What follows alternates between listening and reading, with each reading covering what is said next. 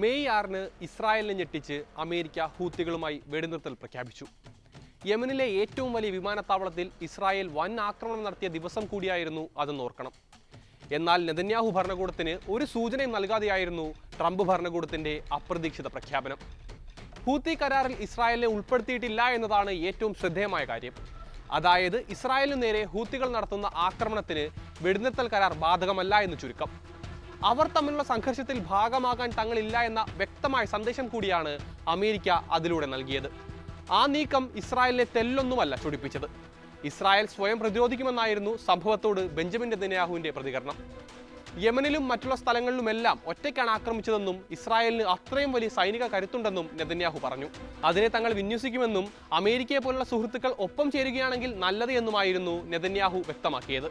എന്നാൽ ഹൂത്തികളുമായുള്ള കരാറിന് ഇസ്രായേൽ അംഗീകാരത്തിന്റെ ആവശ്യമില്ല എന്നാണ് ഇസ്രായേലിലെ അമേരിക്കൻ അംബാസഡർ മൈക്ക് ഹക്കബി വ്യക്തമാക്കുന്നത്.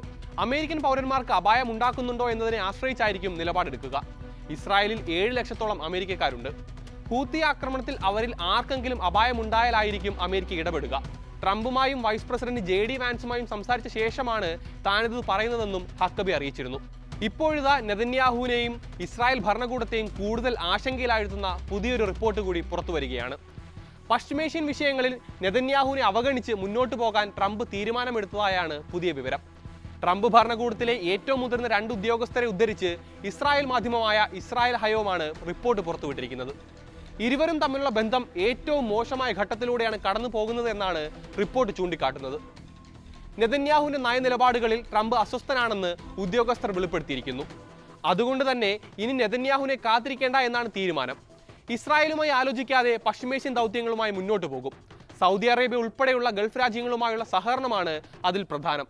ഇസ്രായേലുമായുള്ള നോർമലൈസേഷൻ നടപടിക്രമങ്ങൾക്ക് ഗസ ആക്രമണം അടിയന്തരമായി അവസാനിപ്പിക്കണമെന്ന ആവശ്യം സൗദി മുന്നോട്ട് വെച്ചിരുന്നു.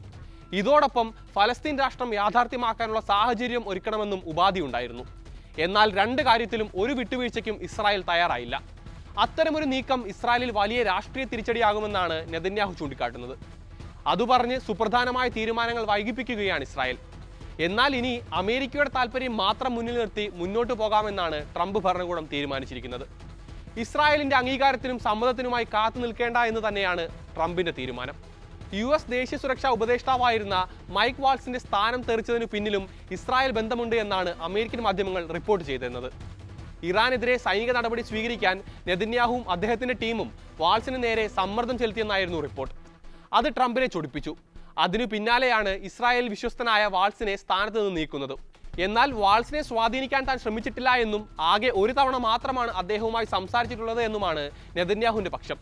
ഈ വാദങ്ങൾ ട്രംപ് വിശ്വസിച്ചിട്ടില്ല എന്നാണ് ഇസ്രായേൽ ഹയവും വൈറ്റ് ഹൗസ് വൃത്തങ്ങളെ ഉദ്ധരിച്ച് റിപ്പോർട്ട് ചെയ്യുന്നത്. അടുത്ത് നടക്കാനിരിക്കുന്ന ട്രംപിന്റെ പശ്ചിമേഷ്യൻ സന്ദർശനത്തിൽ ഇസ്രായേൽ ഉൾപ്പെട്ടിട്ടില്ല എന്നതും സുപ്രധാനമായ കാര്യമാണ്. സൗദി അറേബ്യ ഉൾപ്പെടെയുള്ള ഗൾഫ് രാജ്യങ്ങളിൽ നേരിട്ടെത്തുന്ന ട്രംപ് ഇസ്രായേൽ സന്ദർശിക്കാൻ ഇതുവരെ തീരുമാനിച്ചിട്ടില്ല. അത് നെതന്യാഹു ഭരണകൂടത്തെ വലിയ തോതിൽ ആശങ്കപ്പെടുത്തുന്നുണ്ട്. ട്രംപിനെ ഇസ്രായേലിൽ എത്തിക്കാൻ അവർ ആവത് ശ്രമിക്കുന്നുണ്ടെങ്കിലും ഇതുവരെയും അനുകൂല നിലപാടുണ്ടായിട്ടില്ല. ട്രംപും നെതന്യാഹുവും തമ്മിലുള്ള ബന്ധം കൂടുതൽ വഷളാകുന്നുവെന്ന വാർത്തകൾ കൂടുതൽ ബലപ്പെടുത്തുന്നതാണ് ഈ ഒരു സമീപനം.